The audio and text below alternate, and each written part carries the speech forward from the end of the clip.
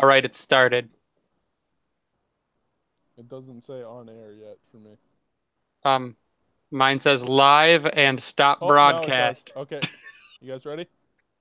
Born ready. What's up, and welcome to another episode of the Grind Line podcast. This is Tyler here alongside Greg and Ryan. We have changed our name from the Winged Octopus podcast to the Grind Line podcast. There's no reason behind the fresh look, fresh logo, and just good things coming for hopefully a good Red Wings season. We're a few days away from the 2018 NHL draft, where we know who is going to go number one overall, and the Buffalo Sabres and their crazy ass fans that they have are gonna be extremely happy, and rightfully so. Um, so basically, we're just going to talk here about the draft here. We're going to go with a little bit of a mock draft, and then if we got some time, we're going to talk about Red Wings development camp that is coming up, I believe, this weekend. Is that correct, Greg? Yeah, that's this Saturday at the Belfour. So we all know Rasmus Not this Dahlin. weekend. No, I lied. It's the end of June. Okay. Starting, it's actually like 5 days starting on a Tuesday and ending Oh, on Saturday the 30th. yeah, that's right. Yeah, it's usually at the end of the month. Now I remember. And then Yeah, we have, 26th to 30th. a lot of nothing to talk about for a few months, and then hockey's over and everything. Congrats to the Caps on winning the cup. That was pretty great, honestly. But Greg, I'll kick it off to you to start our discussion here tonight. Yeah, so we all know number one is going to be Rasmus Dahlin. I Yeah. mean, generational defenseman. I've been yelled at on many Facebook page to tell me he hasn't proven anything yet. He could be a total flop, blah blah blah. You're stupid. Don't say stuff like that. Literally, the dude has proved at every level he's played that he is an impact generational guy. He's better than Lidstrom and Carlson and people in that namesake at that age, and they've said it themselves that he is better than that. So he's going to come in. He might be one of the missing pieces. I mean, he definitely will be one of the missing pieces, but he might be the only missing piece to Buffalo actually coming back into contention. He's solid defensively.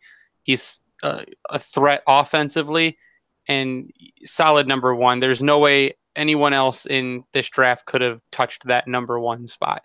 I believe he was the number one pick even at the end of the draft last year.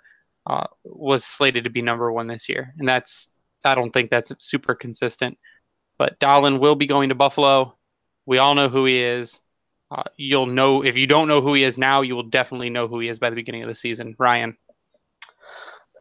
It's the no-brainer. I mean, you look at him. I know for the longest time, building up to the draft and the draft lottery, we were 100% all in if Detroit got that pick and how much this team could be changed and what type of presence he could bring to it, so that we haven't seen really since, like you mentioned already, Nick Lidstrom retiring back in 12. Even at the end of his years, he was providing some of the best offense the team had.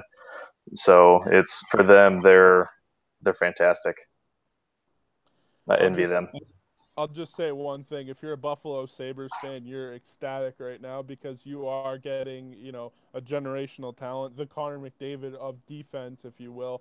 And sure, there's always a chance that he could be a flop and, he could get injured and, his career might not be the same. But as of right now, what we know of Rasmus Dahlin, the videos we've all seen, and, the World Juniors and everything, the guy is unbelievable. He's got the best hands that I've ever seen as a defenseman. Yes, that is including some of the greatest defensemen of all time. The greatest hands I've ever seen. Now, if he does that at the NHL level, we're going to have a highlight reel every single night. Pete Blackburn is going to be tweeting gifs of Rasmus Dahlin dangling the shit out of people every single night. Now, I don't know if he's going to try things like that in the National Hockey League. I don't know if he's just going to try to fit in like every other defenseman does. But if he does try things like that, well, the Sabres are, they're going to have a good season next year. And, obviously one player doesn't change everything, but in this case, one player could be the difference between being one of the worst teams in the league and, possibly being in the Stanley Cup playoffs. Absolutely. He's can make or break a team. I It's believe. a no-brainer, really. I mean, he probably would have been first overall last year and maybe even the year before. Yep, I absolutely. think for how Buffalo finished out, that they're going to give him that opportunity to test his offensive prowess against the NHL level talent Yeah, and see how it goes, and then just kind of maybe rein him in from there if it doesn't go too well, or that's how they're going to be able to gauge what he can and can't do, just trial by fire pretty much from the get-go. I was talking to a friend of mine that's kind of a Sabres blogger, and he does a lot of work with the Sabres. He's a big Sabres fan, and he thinks that Dahlin will start the season on the second D pairing, and then he'll probably be on the first power play unit. So I mean, if that's an indication, then you're going to have a generational player, and they're going to give him every chance to be that. Yeah, so we've all got the number one out of the way. We know what it's going to be. This is where it's going to get a little bit messy. If you've been paying any attention on Twitter or really anywhere to the mock drafts that have been happening in the talk, after number one and most likely number two, who I'm going to talk about in a second, it's wide open. Literally anyone could go 3 through 10, and it's a crapshoot. The top 10 are the same names, but in a different order for mostly everyone. So number 2, and this is a lock, and I think that the team even said it's a lock, to the Carolina Hurricanes is going to go right wing Andrei Svechnikov. He is 6'3", 187 pounds, left shot, crazy accurate shot. The kid, he himself is a highlight reel. He's brother to Red Wings Evgeny Svechnikov, and he's a solid number 2 in this draft. But past him, it gets a little crazy.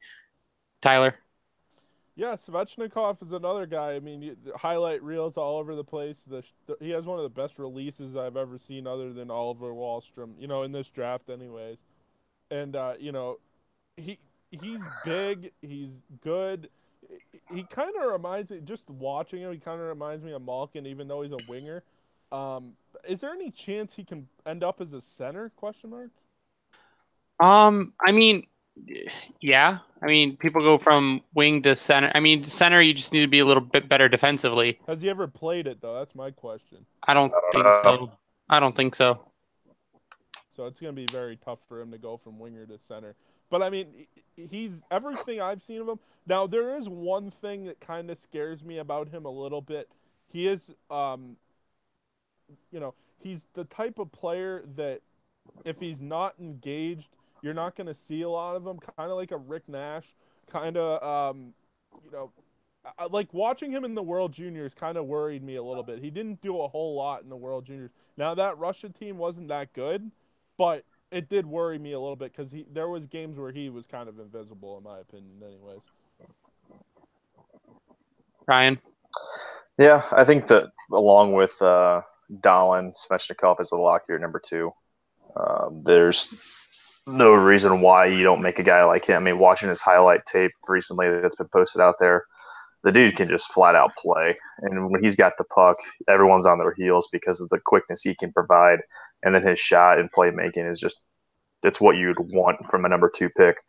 So I think that's a no-brainer. And if it was Detroit again, it'd be who I'd want on their team because they need that type of player that can make an impact. And with how Carolina's roster is, I think he'll come in right away and be the guy that hopefully be that guy for them, I should say, that can really bring them an offensive spark, which is what a team like them need.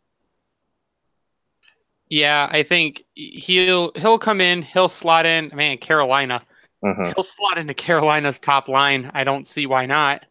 For the life of me, I can't even tell you right now who's on Carolina's top line. From what I can see, got Jordan Stahl, DiGiuseppe, and Justin Williams is what their most recent depth chart was. Yeah, Justin Williams, I believe, is an unrestricted free agent. Is he? Okay. Coming back. Yeah, so I think you put Svechnikov right on their top line. They're going to have some question marks though this year in Carolina. I heard they're completely open for trade. No one is off limits, including Noah Hanifin, who I would love to. If you check out my Twitter, I have dream scenarios of trading. When they pick Svechnikov, to trade Evgeny Svechnikov to them, along with some picks for Noah Hanifin, just to get the brothers together to see if they have a Sedin kind of thing going on. But we won't get into that today. And we'll move on to the number 3 pick. Now, this is where it gets a little dicey. The Montreal Canadiens have the number 3 pick in this year's draft, and they need a center. And they've said they'd need a center, and they love this guy. And that is one Jesperi Kotkaniemi. He is playing in Finland. He is 6'2", 190 pounds, shoots left, but he is a center. He has an amazing shot and a high hockey IQ, but I mean, some drafts have him going as low as 12, 13.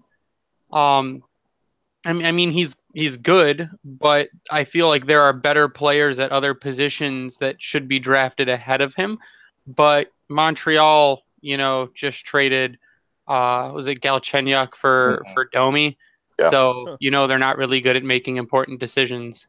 Ryan, what do you think? No, that's what I was just literally thinking about. And Bergevin getting drunk and just hitting suit and text out for the other GMs right now. They're talking about how they want a center. They tried making Galchenyuk that center. That didn't work. Apparently, Ty Domi's listed as a center on the webpage right now. So who knows what they really want? I could see them going with the defenseman at this point. Dude, if Ty Domi's playing on their team, there's a lot of trouble. Oh, did I say Ty? Whoops. Yeah. But no, it's to me, it's a complete toss-up. They've had so many different guys listed there. Zadina was the number 3 for the longest time, and now there's talk about him falling even further. Going with the center like this, I mean, some people have said that he should have been there this entire time. Others have said he's barely a top 15 pick. What they do here will likely be a ripple effect up through pick number 10, or at least pick 7, because there's so much that could happen if they take Kotkaniemi. It's very hard. We'll just call him Niemi 2. Yeah, you practice. I didn't. But if they don't pick him, the no-brainer to me, I think, would be Zadina. But I definitely agree. I think that's where they go this time, and that's where things start to truly get interesting. Yeah, I mean, I think Kotkaniemi, he's a good player. Every video I've seen, he looks like he's a beast. But, I mean, he's playing over in the Finnish Elite League, so I guess that's really good. He did have 29 points in 57 Elite League games last year, which, I mean, is pretty good for a guy his age. Well, he's 17. That's what I'm saying, for a guy his age. But the other thing is, if he was so good, why is he shooting up now, and why wasn't he shooting up the boards, in January or February or March or even April when people were doing mock drafts? Why all of a sudden now, after the season has been over for months and months, I'm talking about the Finnish league, not the National Hockey League, but why now is he shooting up the boards? Like for some people, he projects as a second line center, and that's fine, that's okay. And for other people, he projects as, maybe a third or fourth line center. So, I mean, is it really worth the risk of taking a guy that could be a first or a second line center? Or he could also be a fourth line center. So, I mean, I guess you don't know. And, I mean, the videos I've seen are great, but, I mean, is that going to translate into the NHL in a few years when he plays on the bigger ice or the smaller ice? And I mean, remind yourself of who's taking him, though. The Montreal Canadiens are taking him, and that makes another point. Why wouldn't you take Filip Zadina? You need scoring. Filip Zadina could be a 30 to 40 goal scorer in the NHL. Yeah. Well, first off, you're asking why Montreal would do anything, so that's your first problem. Yeah, they've not been known to make the. I think Brady Tkachuk's even a better option than Kotkaniemi. And not that I don't like the kid. I'm just saying there's a lot of uncertainty there. Yeah, but Montreal in the past has not been known for very good decisions. So. Well, that's definitely true. So we'll move to pick number 4. Pick number 4 would be by the Ottawa Senators, and they'll take who Montreal passed up on, who is Filip Zadina. Filip Zadina right now is playing for the Halifax Mooseheads in the QM. He is 6'1", 192 pounds.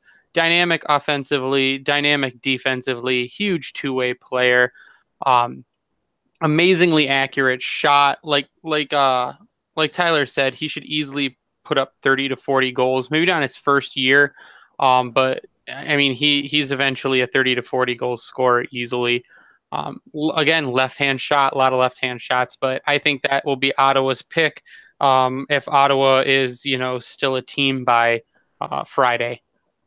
Tyler, what do you think about Filip Zadina? Yeah, a lot of crazy stuff going on with Ottawa with the Hoffman deal and the Hoffman thing going on with Carlson and all that stuff. But yeah, I mean, Filip Zadina, if Montreal passes on him, which I think they'd be stupid to do, Ottawa takes him right away. He slots probably into that Mike Hoffman slot, and he could probably put up anywhere from 25 to 30 goals this year, maybe 20, depending on what kind of situation he's in. Although Ottawa could be in a bit of a rebuild here, as the uncertainty with Carlson and all that stuff. So a bit, yeah, a bit of a rebuild. They just got Mikkel Bodker. Yeah. See, and that's the other thing. I don't understand what they're doing there. You trade Hoffman away, and instead of getting picks from the Sharks, you get a pick, and you get like you said, depth forward. Bodker. Yeah. Yeah. The problem is that Hoffman wanted out, and they were going to do anything they could to get rid of him, because it was either get rid of him for something or he wasn't going to play. So Hoffman has a lot of off-ice issues. Ottawa has a lot of off-ice issues. So, I mean, they'll take Zadina. Like I said, if they're still a team by Friday, they'll take Zadina, and they'll be happy. Ryan, what do you think about Filip Zadina? I think if they don't take Zadina, that the stadium is probably getting burnt to the ground by their fans. Yeah, that's what I thought about Montreal. What fans? Well, yeah, whatever fans are remaining after this whole debacle again today, with them coming out saying he wanted to trade him out of the division. He doesn't want to trade in division, and then he ends up in the division because he wouldn't take the best deal. Because of the ultimate troll job by San Jose. Oh my God, Doug Wilson is everyone's hero right now, I think.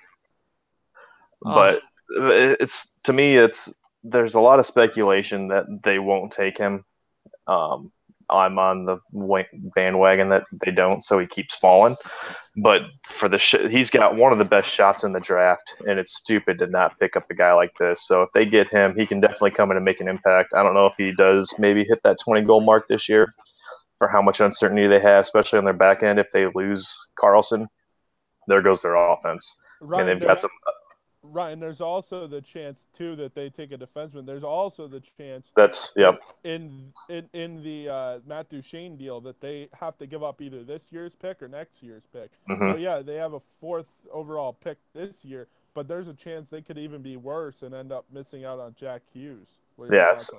So that if that's the case going into it, and they've got obviously that option there for this year or next year, if they don't give that pick up to Colorado for this year and see what happens, I think it's stupid. Granted, there's a lot of top talent in the top 10 this year, even past that.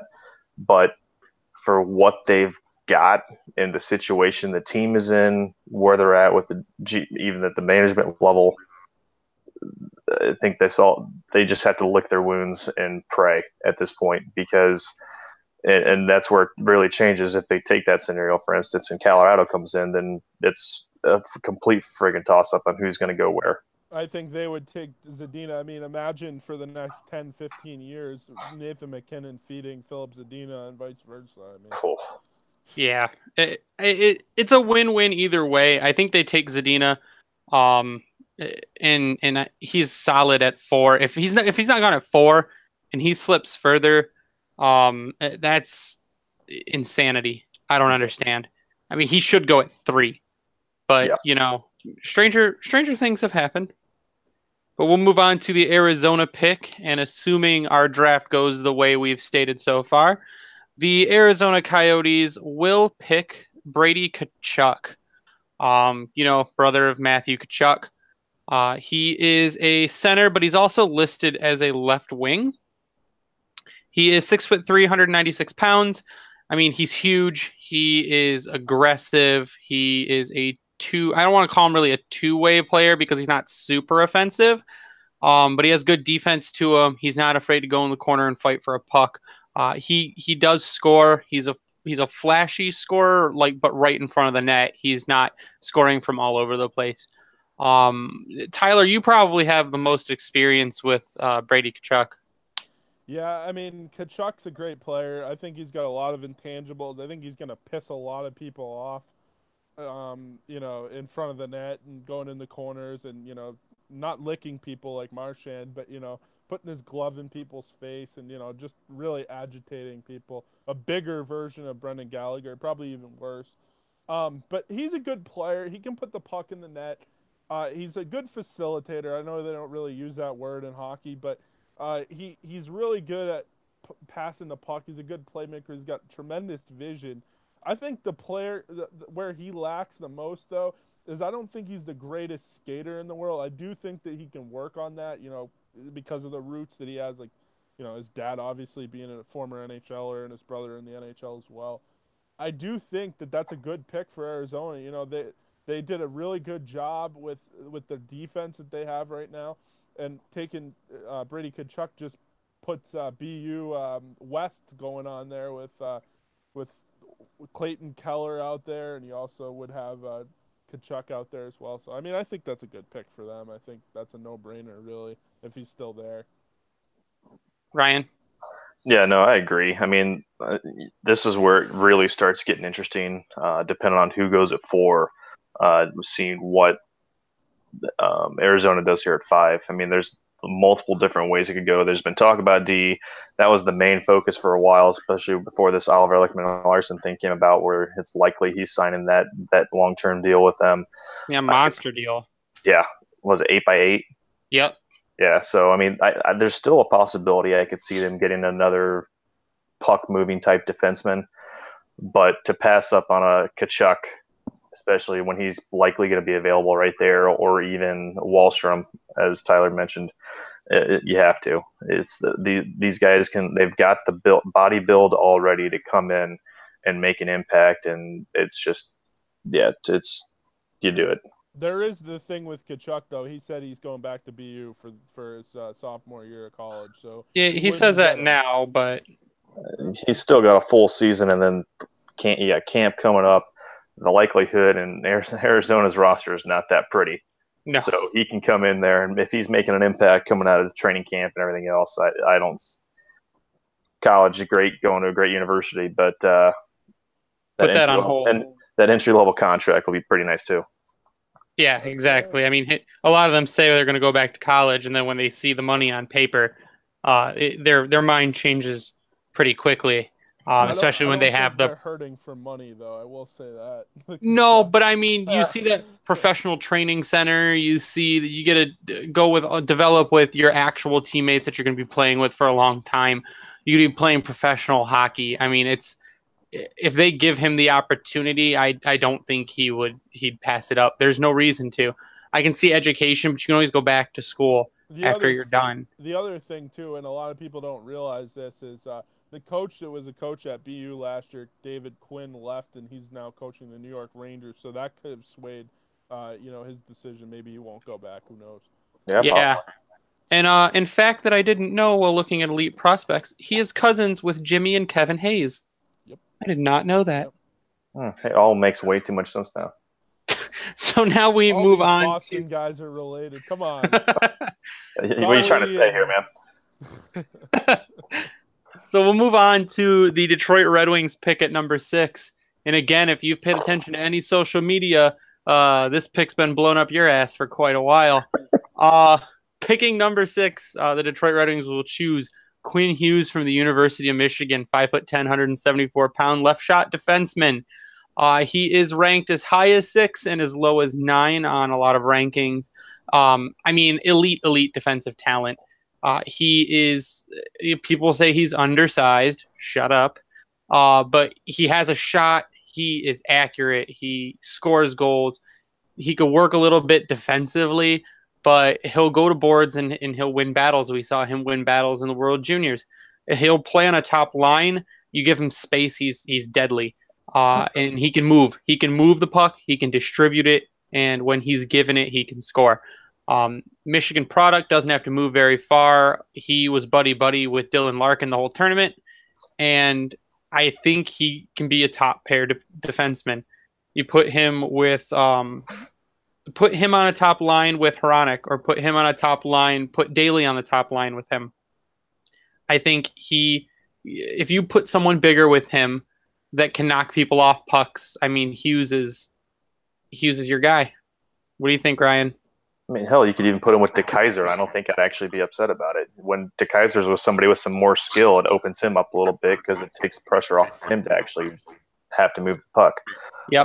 I would like, after seeing the World Championships, Quinn Hughes in Detroit, I wouldn't be upset about it at all. The way he handled himself against NHL level talent over there in Denmark was impressive.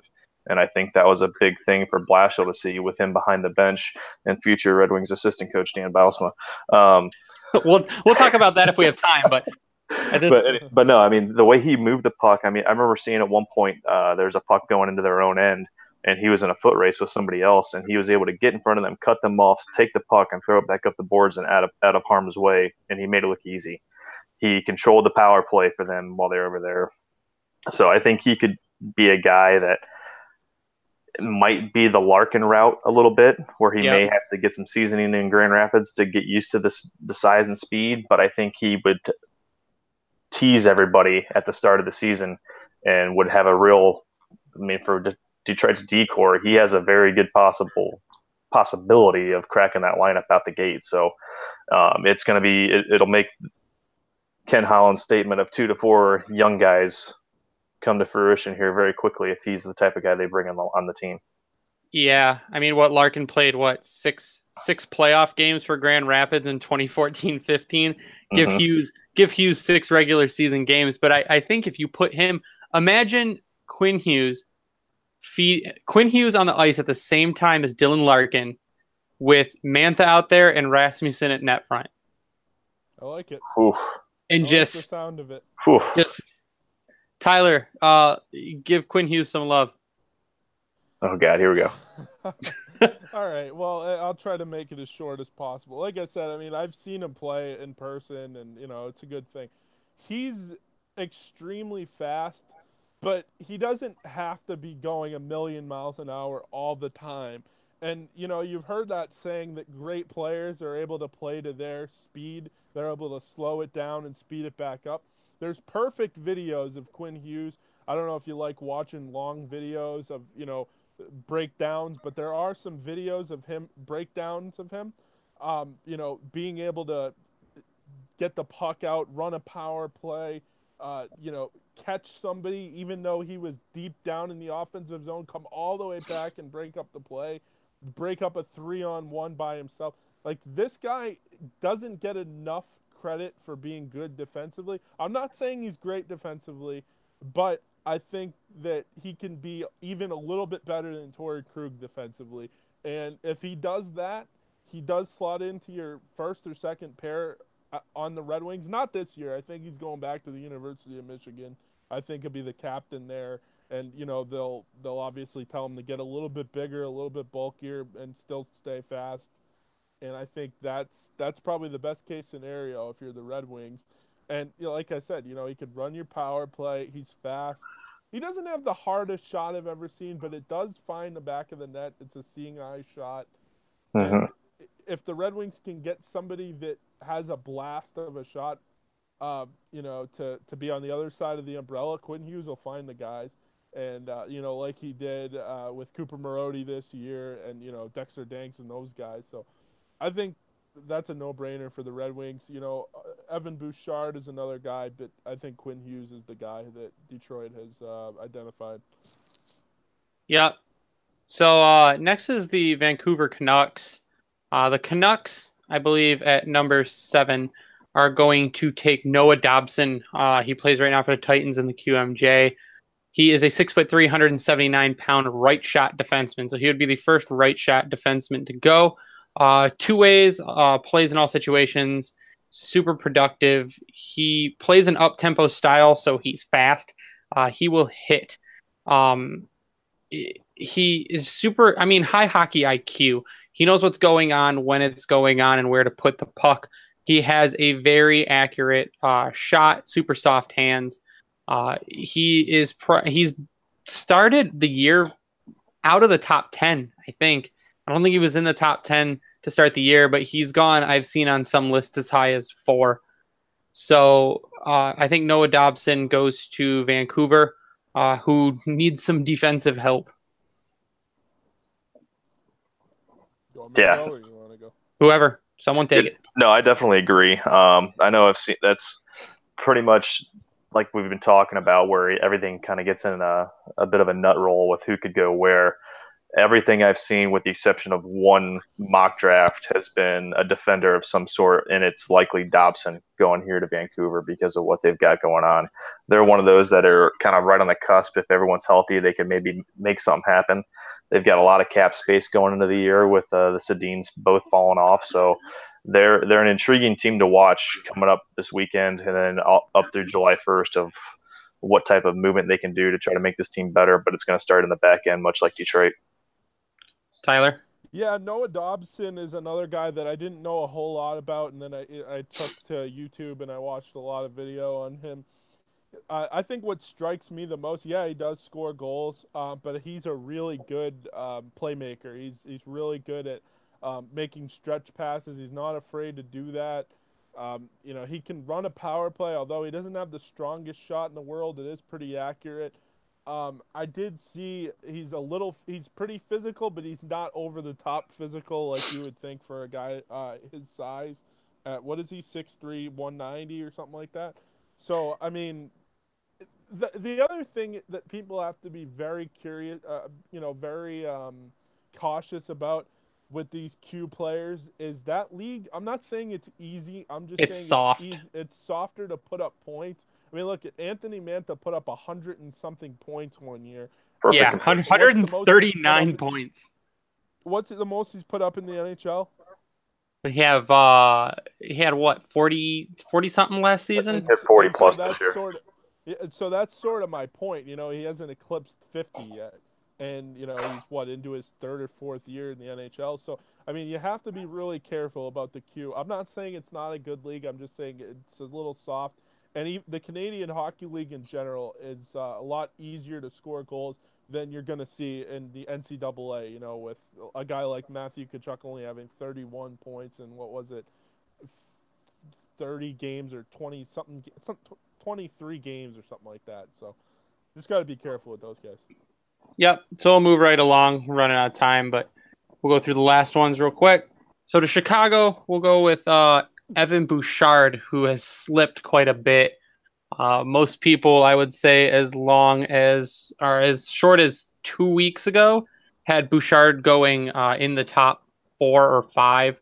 But Bouchard plays for the London Knights in the OHL. He is 6'2", 192-pound right shot defenseman, probably the highest hockey IQ out of all the defensemen in the draft. He is big. He uses his size. He was the captain for that team, so he has the leadership skill also. He cuts off lanes, has excellent positioning. He knows where to be and when to be there. He's probably the most complete defenseman in the draft. So I think that Evan Bouchard will go to the Chicago Blackhawks, who hopefully are out of the playoffs again next year. Tyler? Yeah, I agree with that. With the Hawks, hopefully they do suck again next year, but that's not here nor there. So yeah, I mean, Evan Bouchard was, like you said, he was high up on a lot of people's list. A lot of people said they thought he would be in Detroit, which is still a possibility. He had 87 points last year in 67 games, including 25 goals. So this is another thing you got to be careful with. Yes, he was the captain.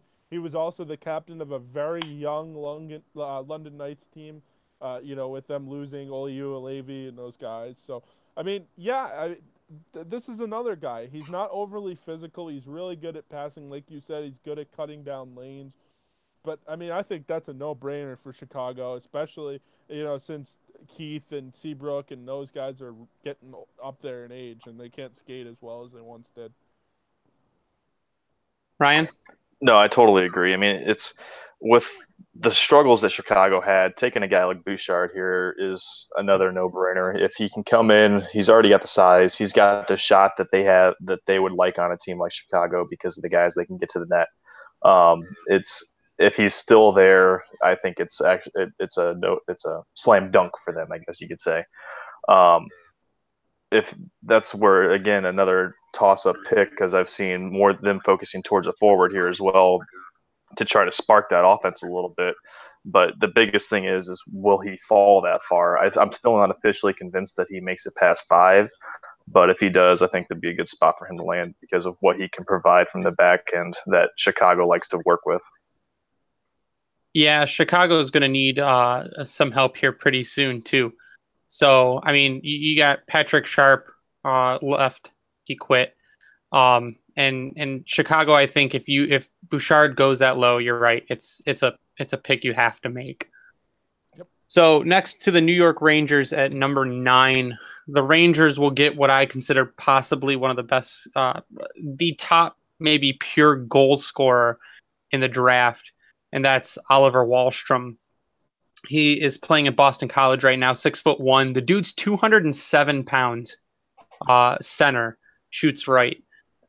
He is, like I said, I think he's probably the best pure goal scorer in the entire draft. He's a little off on defense, but he'll go right up to the net and score. And in almost any situation, he's tough to move off the puck because of how big and how heavy he is. And he himself can create opportunities to score. He doesn't necessarily have to be set up. Ryan, what do you think, Oliver Wahlstrom? If he falls this far, I'd be amazed because you mentioned the whole little keyword there of being a center. If with what Montreal's got going on, I could, for some reason, other than Niemi Part 2, I think he'd be a fantastic choice for them. I just saw somebody put out an article today saying they think he's got the best shot, hands down, in this draft class, and that's a hell of a comparison to what's in the top 5. I've seen him play on the national development team here in Plymouth a few games, and that dude is impressive to watch. He makes everyone around him better when he's got the puck in the offensive zone, and he doesn't have to have the puck, and he's making something happen with it. He's got good hands on deflections. He can put the puck where he wants to, and the biggest thing I noticed about him is he always is skating hard to the puck. The defensive side, yeah, that's always going to be a question on a guy like this, but falling to 9 and the Rangers picking him up, it's definitely what a team like them would need in their rebuild, as they called out last year. So that'd be a fantastic spot for him to fall to. Yeah, I agree with you, Ryan. So I think Oliver Wahlstrom is a good player. I think that he could probably be ready for the NHL, but with the Rangers being in the middle of what they would call a rebuild or reboot or whatever the hell you want to call it, I think he will play, at least his freshman season at Boston College and, hopefully not propel them to a national championship. But he's good. He's got a really good release. Probably one of the best releases I've ever seen. Shooting wise, you can go watch videos of him absolutely sniping goalies, and he's big. He's rangy. He's got some good hockey IQ.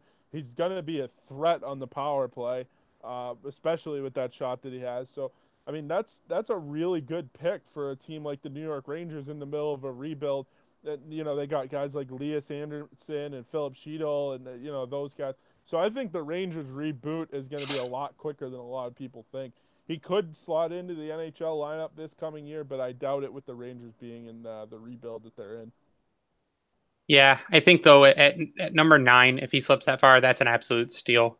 Yep. Oliver Wahlstrom moving down that far. Like I said, Montreal would be dumb not to take him, but Montreal seems to have their eyes set on Kotkaniemi. So, and rounding out at number 10 to the Edmonton Oilers, and I think it's also what they might need is Adam Boqvist. Edmonton needs help on defense. Adam Boqvist right now is playing in the SHL.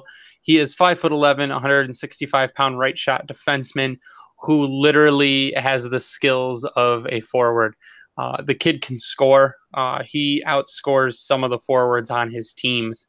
In the 2017-18 season alone, in 40 games, he had 14 goals and 14 goals and 13 assists. which is it's a forward scoring pace for a defenseman. He needs to work a little bit on defense. He's good at neutral zone defense, but once he gets back to his own end, he needs a little bit of work. But if he can work on that, he can gain a little bit of weight, and you put him with McDavid. I mean, that's gonna be an interesting combination. Whew. Tyler. Yeah, I mean, Adam Bachvist is definitely, they say, the second best offensive player in the draft. I would argue Quinn Hughes is up there too. Bachvist is only 17 right now, is he not? Yeah, his birthday's in August. Okay, so he would be 18 by the time the season starts. So he'd be eligible to play. I think he's one of those guys that if the Oilers were to take him, they could probably send him up to Canada and play in the CHL, or they could even put him down in the AHL, because he's not a guy that I look at and watching the video and stuff like that. It doesn't look like he's quite ready defensively for the NHL. And the last thing the Oilers need to do is rush another player to the NHL and ruin him, kind of like they did with Darnell Nurse. So I think at 10, that's a complete steal for the Oilers. But I do think you have to be patient with him. Ryan? No, I think he would definitely be at least a year, because AHL's 19 though, right? You have to be. Yeah. AHL doesn't really have an age limit. You can be 18 and play, but if you're playing in the CHL, you have to be 20. That's okay. That's weird. So as long as he's not on a deal with any of the Canadian clubs, junior clubs, he should be okay.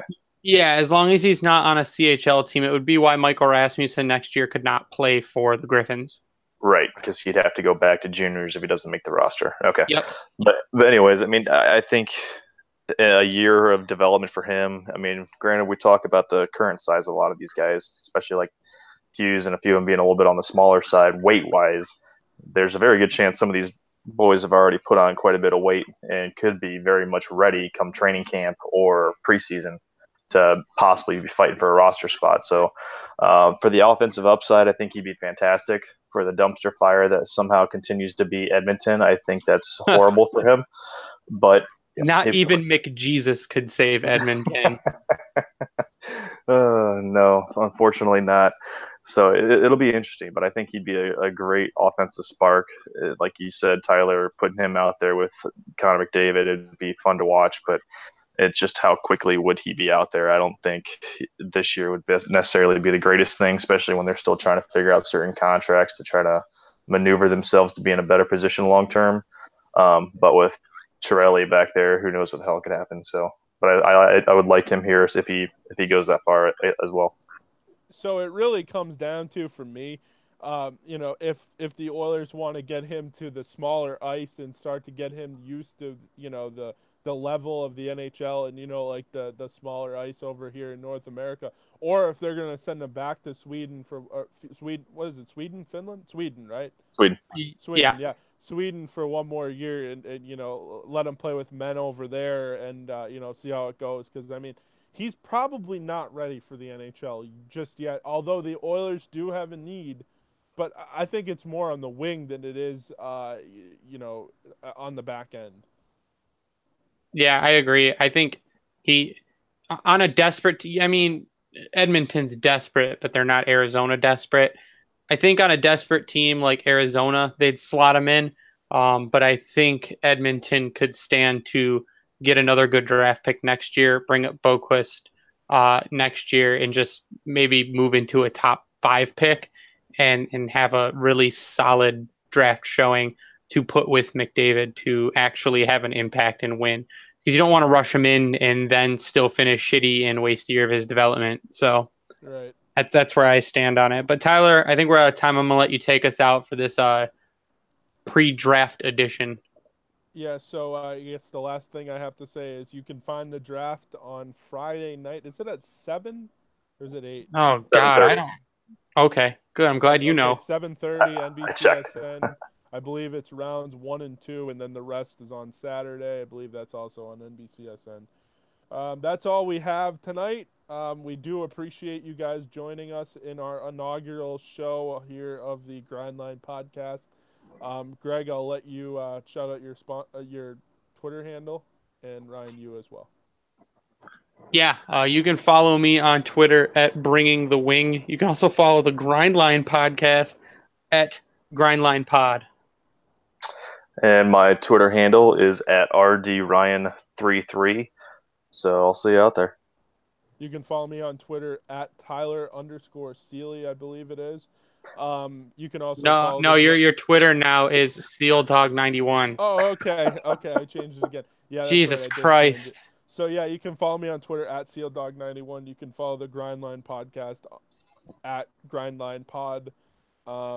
Follow us. We don't have a lot of followers yet, so yeah, hit that follow button. We are still on Spotify. We are still on iTunes. If you cannot find it under Grindline Podcasts because their servers are insanely slow, you can still find us under Winged Octopus Podcast.